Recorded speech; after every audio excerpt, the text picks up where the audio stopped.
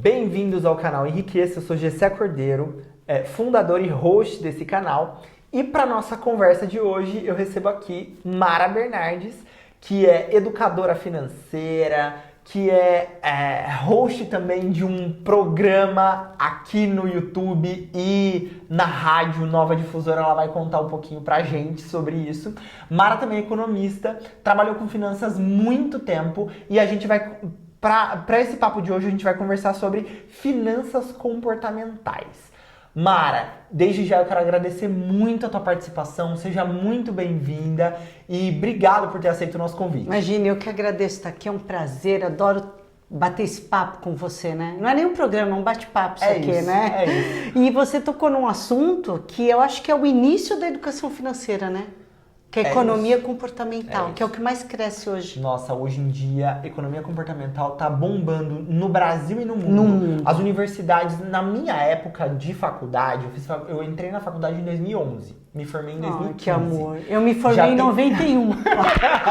Já tem 11 anos que eu me formei, estamos em 2016. Mas falava sobre isso na época? Porque Tava na minha começando. não. Tá. Então, assim, eu me lembro que a cadeira de economia comportamental era uma cadeira que estava nascendo. Os professores falavam, lá fora, nos Estados Unidos, nas escolas europeias, isso está crescendo, ganhando força. Hoje em dia, é só o que há. É o que guia o consumo. E isso é por causa das redes sociais, não é? Eu acho total. Todo mundo quer ter aquela vida maravilhosa. É isso, a vida mágica, né? Editada, perfeita. Exato. Mara, maravilha. Então, pra gente começar, olha, Mara Maravilha. Pra gente começar o nosso papo, eu queria perguntar o seguinte pra você. O problema financeiro do brasileiro e do cidadão global, pensando aqui no mundo, geralmente tá na renda ou tá no comportamento das pessoas? Olha, eu entendo que tá no comportamento. Claro que a gente não pode deixar de lado aquela pessoa que ganha um salário mínimo. Sim. E a gente tem gente que ganha isso. Muita gente, aliás. Muita gente. Mas assim, de modo geral, quem nos procura normalmente tem condição de pagar uma mentoria, né? Uma organização financeira. Essa pessoa não ganha o salário mínimo. Sim. E ela ganha 10, 20, eu já atendi gente que ganha 90 mil por mês e estava endividado. Então não é o que ela recebe, é como ela está gastando dinheiro, é no comportamento. Eu ouvi outro dia um jogador de futebol dizendo que ele usa roupa só uma vez. Ele falou isso e doa. Então ele compra roupa, usa, e ele teve a coragem de num país como o nosso, ele dizer que isso. Usa roupa e é só marca, né? Claro, ele tem milhões e milhões e milhões, tem, mas não é de bom tom você falar isso. Não. Aí uma pessoa ouve isso, uma pessoa que ganha menos, fala, nossa, o fulano usa roupa e aí às vezes quer ter a vida daquela pessoa, cai no comportamento. Exato. E eu acho que as redes sociais pioraram muito isso, muito. Porque você se sente amassado, né, por esse comportamento ou esse novo status quo aí que criaram, que na verdade é uma falácia, uma mentira muito grande, mas que você acaba pensando que é a verdade, que todo mundo vive dessa forma. Essa né? felicidade. Que não existe. A gente sabe. Exato. Então, assim, eu quero... A minha próxima pergunta, eu já quero emendar isso sobre redes sociais. Então, as redes sociais, elas aumentaram essa pressão por consumo? Você acha que sim, que não? E como aumentaram? Eu acho que aumentou porque a pessoa usa aquilo de modelo, né? Aquela pessoa tem aquilo, eu também posso ter? Não sei. Eu posso, eu recebo para isso, eu trabalho para isso. E tem momentos da vida da gente, né? Sim, não sei você, eu quando estava na faculdade, eu economizava tudo, eu comia bandejão na faculdade. Hoje talvez eu não comeria, mas naquela época era o que podia, era o que tinha, era o bom preço. Então, e era ótimo. E eu fiz PUC de manhã. Então você imagina, eu era que não tinha, mas todo mundo tinha condição lá. E assim, e todo mundo ia comigo e eu tenho amizade com eles até hoje, mas assim, era uma discrepância muito grande entre eu e o meu grupo. Meu grupo ninguém trabalhava, eu saía da universidade às 11 e eu trabalhava na universidade. Eu trabalhava na PUC. Entrava do meio-dia às 9. Então tinha um tempo para almoçar Tinha um tempo, almoçava e tal. E aquela era a minha realidade. Eu não podia me comparar com os meus colegas que nem trabalhavam. Sim. Eles iam para casa, eles tinham notas melhores do que as minhas, porque eles tinham mais tempo para estudar. Sim. Mas aquela era a minha realidade. Então, eu acho que a rede social tirou a pessoa da realidade dela. Concordo. Ela quer viver a vida do outro. E é sempre se balizando pra cima. Pra né? cima. Nunca é lateralmente ou olhando quem tá embaixo. É sempre pra cima. Então, eu quero ver a vida do outro que tá melhor, que ganha mais, que tá melhor sucedido, que é herdeiro. Porque cai naquela coisa que eu chamo de armadilha do pertencimento. Eu tenho que pertencer. Então, o Gessé tem esse copo que é lindo, maravilhoso. Eu também tenho que ter. Porque senão o Gessé não vai gostar de mim. Sim. Eu não vou fazer parte daquele grupo. Sim. Então, tem a armadilha do pertencimento, que é essa. Tem a armadilha da doação. Sabe aquela coisa de empresta o seu cartão? E por que você não fala não? Porque você quer ajudar aquela pessoa, mas você pode. Você só ajuda se você pode. Eu tenho muita gente que fala assim, tô sem cartão porque eu emprestei o meu cartão pro meu irmão e ele não pagou. Eu falo, bom, se você vai prestar o seu cartão, assume aquela dívida. Porque ocorre que se ele não tem um cartão é porque ele não pode ter um cartão. Exatamente. Então por que você vai emprestar? Aí você empresta, você não paga a fatura, você fica com restrição. Ele possivelmente não tem condição de te pagar. E aí eu dou o exemplo do avião. Quando você está no avião, eles falam para você primeiro pôr a máscara e depois pôr no do lado.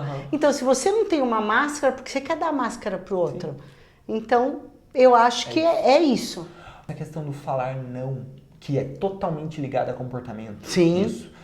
Isso é libertador, mas as pessoas não conseguem fazer isso. Principalmente eu vejo isso na cultura brasileira. Eu, aqui no escritório, tenho alguns clientes que moram fora e clientes também, não só que moram fora, brasileiros que moram fora, mas clientes gringos, de fato. Certo. Né? E, por exemplo, a cultura americana, ela é muito direta, né? Então, europeu. A palavra vale muito. O que você diz é a regra, né? O que vale. Então, a pessoa, se você der a sua palavra, aquilo vale como um documento oficial. Assinei. Né? Eu assinei. Fio do bigode. Só que você tem que honrar a sua palavra.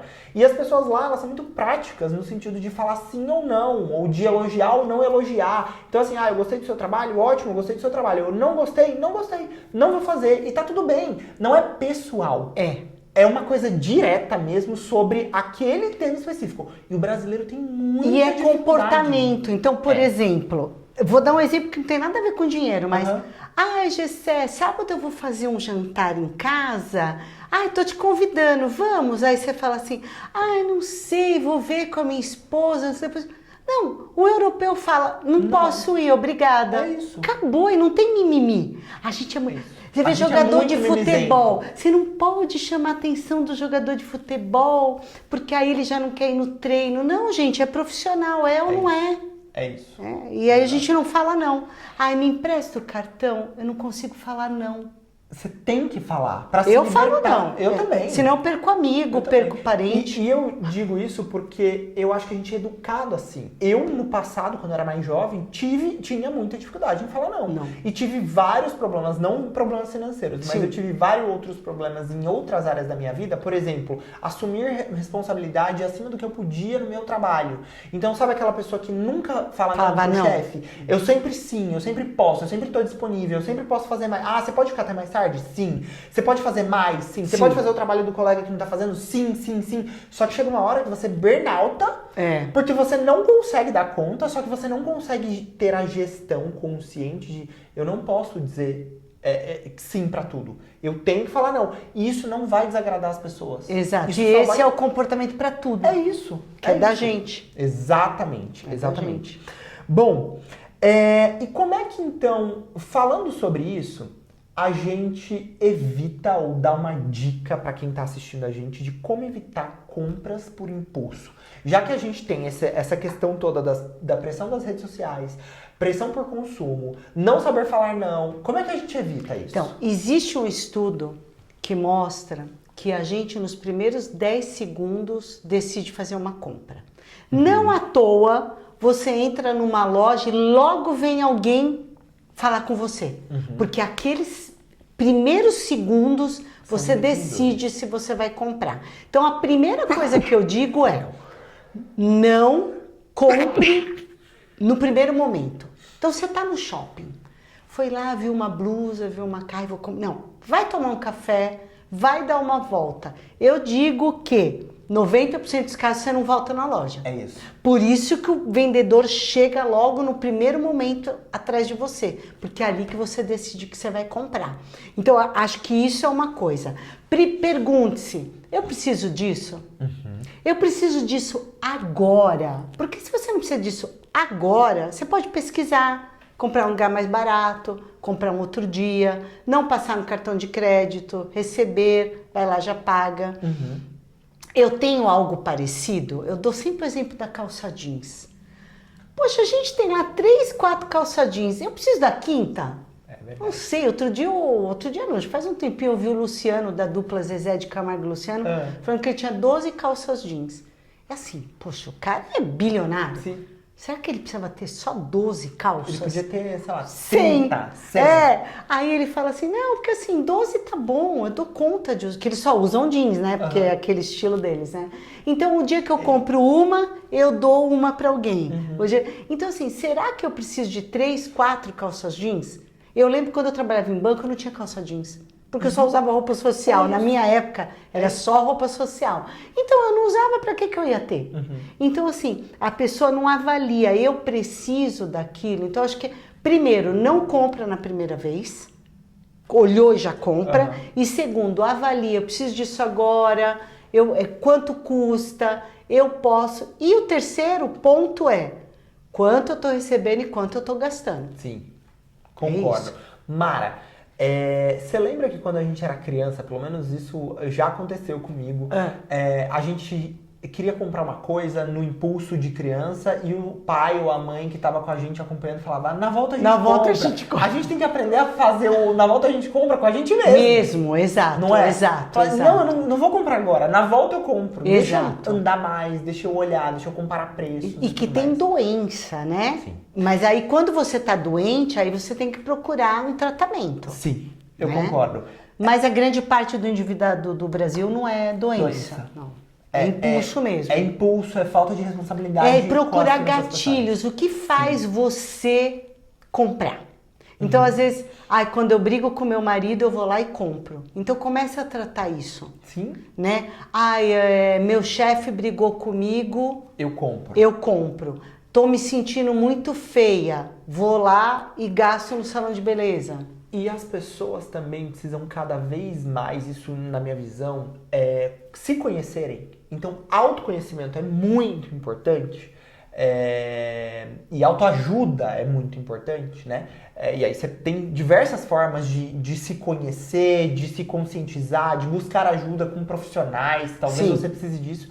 Porque essa doença, né, ou essa autossabotagem que você faz, ela acontece com consumo e prejudica as suas finanças, mas ela também acontece com álcool, com drogas, com traições, Isso, com muitas coisas. É porque assim, isso é o comportamento, é do ser humano. A pessoa que está desorganizada financeiramente, possivelmente ela se alimenta mal, ela faz tudo, ela dorme mal, a gente é uma pessoa só. Sim. Quando fala assim, não, eu não misturo o pessoal com o profissional, não existe. Porque se a tua bebê estiver doente, estiver com febre, você vai estar aqui comigo, mas você vai estar, será que a febre dela passou? Você não vai chegar aqui, clique, não lembro mais.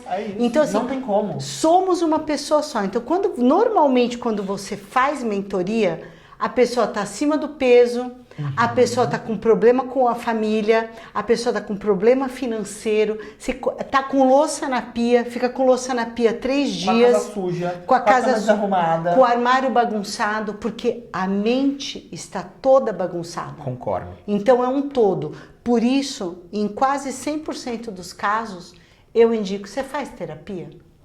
Não tenho dinheiro para nada, vou fazer terapia. Tá, então economiza ou na compra da roupa ou não recebe, mas faz a terapia. Sim. É de extrema importância. Concordo muito. Acho que a gente tem vivido essa epidemia de doenças mentais. Exato. E que isso tem, com certeza, desencadeado problemas financeiros Sim, que pioram a vida em todos os sentidos. Somos uma pessoa só. Exatamente. É muito difícil você pegar uma pessoa extremamente organizada financeiramente e a pessoa não fazer atividade física, comer mal, não sei, porque somos uma pessoa só. Sim.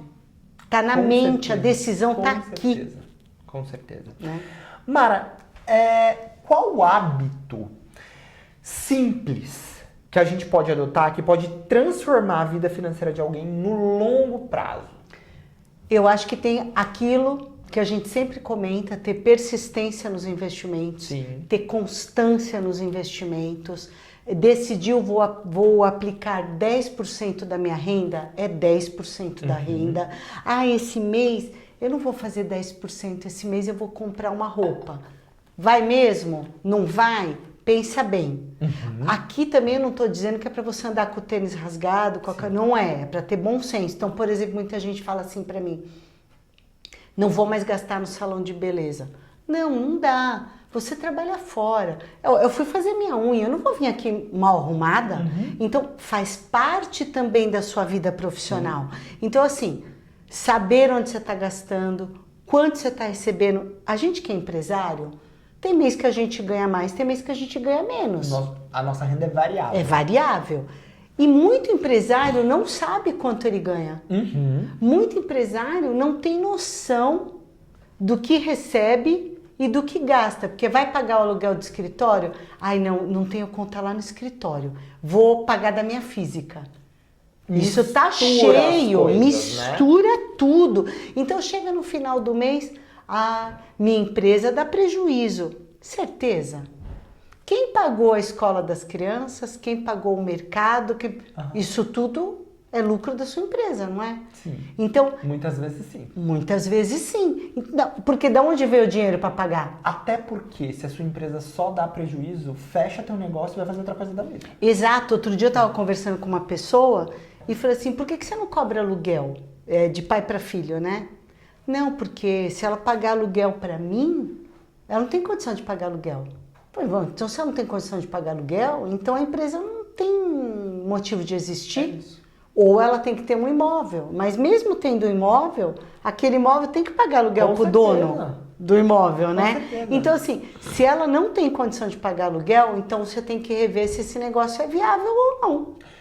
Empresas organizadas que optam por ter imóveis próprios têm divisões separadas. Então, a divisão que cuida do patrimônio imobilizado e a divisão que cuida da operação. E uma paga aluguel para outra. Exatamente. Porque no mercado é assim. Se você tivesse em qualquer outro imóvel que não fosse do grupo, você pagaria aluguel. Então, você paga o aluguel. Exato. Isso acontece muito com confeiteiras, boleiras e tal, que fazem os produtos na casa delas. Sim. E aí elas precificam sem pôr o gás, Sim. a luz, o aluguel, e aí vende mais barato achando que está ganhando. Só que quando chega a conta de energia, não consegue pagar. Porque não pôs no preço do bolo, do cookie. Faz total sentido. Não é? Mara, pra gente finalizar esse papo, então, sobre economia comportamental, eu tenho uma última pergunta que eu gostaria de fazer pra você, que ela, acho que dá uma boa ideia de como a gente pode olhar para todo esse cenário, que é: dinheiro é mais emocional ou é mais racional? Então, assim, eu não sei pra você, a gente que mexe com números, a gente acha que é mais racional, né? Porque a gente sabe, ganhei 1.000, vou gastar 700, porque 300 eu tenho que guardar, porque eu vou ficar velho. Sim. E eu vou ficar muito velha. Tem gente que fala assim, qualidade de vida. Não, e tem gente que fala assim, ai, eu não quero envelhecer. Não, eu quero ser bem velhinha. Só que com qualidade de vida. Isso. E com qualidade de vida significa eu preciso ter uma poupança lá na frente. Concordo. Porque quando eu tiver 70 anos, 75, eu não vou trabalhar da forma que eu trabalho hoje. Porque eu vou estar mais desgastada e talvez não vou querer e etc. Então eu preciso ter uma poupança, porque ou eu vou derrubar a minha qualidade de vida. Sim. Né? Vou ter que No fazer... momento que você precisa mais, você vai derrubar sua Porque qualidade de você vida. usa mais, você consome mais remédio, o plano de saúde é mais caro, às vezes você precisa de alguém para te ajudar na casa. Então, assim, precisa ter consciência que tem que guardar desde o primeiro dia de trabalho, para quando você tiver 70 anos, você tiver uma poupança, você ter uma poupança. Poupança, eu digo dinheiro guardado, tá? Dinheiro investido. Porque poupança não necessariamente a poupança, porque a poupança não rende nada. Não rende nada. Então, é isso. Como é que era a mesma pergunta? Então o dinheiro é mais emocional ou então, racional? para nós, para mim, ele é mais racional. Aham. Porque se eu gastei isso e tal. Mas para grande parte das pessoas é emocional. Sim. Por quê? Cai naquilo que a gente já falou. Não sabe falar não para o filho. Quantas pessoas eu vejo fazendo empréstimos para o filho fazer intercâmbio? Sim. Não é que você não deva, mas você pode pagar esse empréstimo, né? Se você ganha, recebe, tem um salário, tem prolabore para pagar a dívida para o seu filho fazer intercâmbio, show! Agora, não, eu vou fazer, mando ele para lá e depois eu me viro para pagar. E aí, sem planejamento nenhum. Aí não consegue pagar, aí fica endividado, aí fica doente, não consegue se concentrar no trabalho. Você sabe que a produtividade das pessoas que têm dívidas cai 40%, porque o telefone fica tocando, porque você fica pensando na dívida, então você não trabalha bem. Você não produz. Você não produz. E outra coisa, o estudo da locomotiva, 85% das pessoas que se suicidam são por questões financeiras. Os casamentos que acabam. Segundo maior motivo de término de casamento é dinheiro. A primeira você já sabe qual é, né? Mas a segunda é por dinheiro. E aí o casal fala assim, meu casamento acabou por causa do dinheiro. Não, ele não acabou por causa do dinheiro. Ele acabou porque você não mudou a tua chave, o teu comportamento de discutir sobre dinheiro, né? As decisões, as conversas. Te digo antes do casamento, as pessoas se casam. Se casou em que regime? Eu casei no regime de comunhão parcial. Mas você tinha consciência que era comunhão parcial? Já conhecia bastante. Mas 90%, 100% das pessoas não sabem o que é comunhão parcial, separação, comunhão universal. Eu conheço uma pessoa que não se separa porque casou com comunhão universal.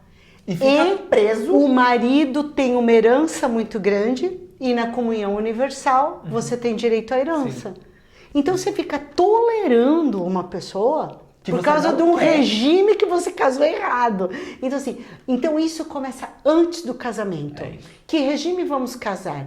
Como vai ser a divisão das contas? E eu digo mais. Isso é comportamento. As pessoas falam, não discutem essas questões e não entendem que que esses são contratos. Exato. Contratos como no mundo dos negócios. Exato. Por quê? Porque se você opta por um regime de comunhão universal ou de separação total, né? E entendendo a tua realidade, a realidade do teu cônjuge, do teu parceiro, e entendendo que isso pode impactar muito a tua vida, pensa no seguinte: você era a noiva do Vorcaro, e você decidiu, antes dele ser preso e ter todo o bem dilacerado e essa confusão toda, casar em regime de comunhão universal. Já pensou? Você já pensou se tudo que você construiu uma vida inteira fosse por água abaixo e você pudesse ter tudo destruído porque você casou com uma pessoa num regime errado? Exato. E isso acontece. Então as pessoas, elas têm que pensar. Às vezes, a separação total é o melhor negócio pra você. Exato. E você não tá enxergando. Você não tá enxergando. E aí as pessoas começam a misturar tudo. Eu tenho um exemplo. A pessoa faleceu, a esposa foi fazer o inventário, A empresa do cara estava em falência, deve 14 milhões Nossa. e ela tem 11 milhões de patrimônio. Deve 3. Deve 3 ainda. Tá uma confusão absurda. Por quê? Porque não conversou. Educadores financeiros dizem, o que é o correto no casal? Quem ganha mais, paga mais. Quem ganha menos, paga menos. De acordo com a realidade de cada um. Mas eu sempre digo, não tem certo e não tem errado. Tem o que dá certo para você, o que você combinou. Na minha casa é assim, é tudo misturado. Quem tem dinheiro paga, quem não tem não paga, quem tem dinheiro aplica. Mas eu tô casada há 27 anos. Para mim dá certo. Para mim, então não tem certo e errado. Mas tem o que você combinou com a sua parceira, com o seu parceiro. Por quê? Porque não dá errado, porque não fez o contrato. Aí fica assim. Não alinhou. E aí tem gente que fica assim. Não, isso eu acho que ele que tem que pagar. Então fica. Aí ele não paga. Aí quando vem mora, vem juros, vem não sei o quê. E aí só vai piorando o negócio. Só vai piorando. Concordo. Mara, excelente papo. Eu quero agradecer muito a sua participação mais uma vez aqui no nosso canal. Acho que todas essas discussões que a gente tem feito aqui, elas ajudam muito o nosso público a se educar mais, a entender mais sobre finanças, aprender também, né? Porque, afinal, a gente está em constante aprendizado e evolução. Sempre. Se a gente não está aprendendo, a gente está caindo. E, além disso, eu queria te agradecer também por todas as suas contribuições e queria que você deixasse um recado final e as suas redes sociais, como é que o nosso público que está te assistindo aqui te encontra. Legal. Então, o recado final é: dinheiro não aceita desaforo, minha avó já dizia isso. Então, perdeu o dinheiro, perdeu, não tem o que fazer. Então, começa agora. Está ouvindo a gente? Começa agora. Quanto eu recebo, quanto eu gasto, quanto eu vou poupar. Ou está endividado? Guarda menos, busque parcelar as suas dívidas. E você me encontra no @MaraDescomplica. Eu tenho um podcast todas as quartas no 79.9 FM, Rádio Nova Difusora. E se tiver alguma dúvida, quiser bater um papo, pode me chamar no direct. Obrigada. Perfeito. Eu que agradeço. Maravilha! Eu também agradeço muito a você que assistiu, acompanhou esse conteúdo até aqui. Se você gostou, deixa o seu like, se inscreve no canal, compartilha esse conteúdo com mais pessoas, assim você ajuda a impulsionar os nossos temas, conteúdos e vídeos. E, por favor, deixa aqui nos comentários o que você gostaria mais de ver por aqui, que isso ajuda muito o nosso trabalho. Obrigado e até a próxima!